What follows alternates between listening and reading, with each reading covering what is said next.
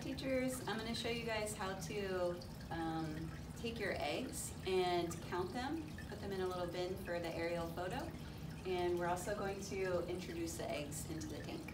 So first I've got my white bin here for doing the count and another container. I'm going to take some water from the tank so it's nice and cold and no chlorine, and just put it right in here.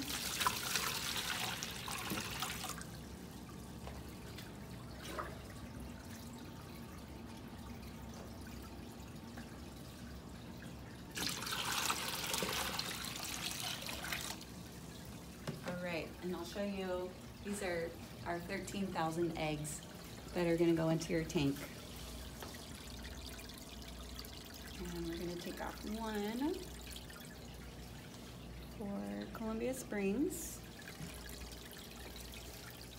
So when you get your stocking back to school,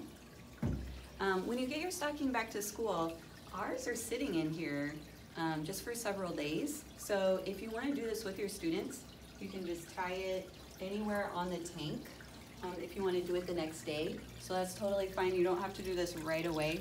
As long as you get the eggs in the water right when you get back to school, you can do this count the following day. Although your eggs are going to hatch pretty quickly after you get them. So don't wait too long. So we'll just undo our stocking.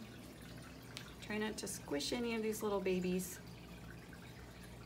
But as we learned at the hatchery, they're more durable than you would think. So here they come. Still got some in here. I'm gonna try turning this inside out.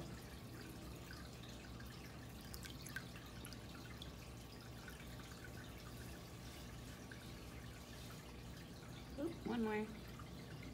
Okay. No more eggs.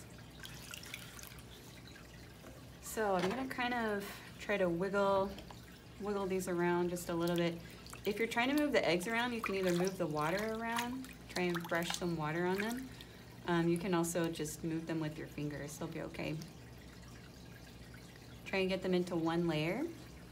And then I'm gonna grab my phone or my camera. And I'm going to take a picture from up here.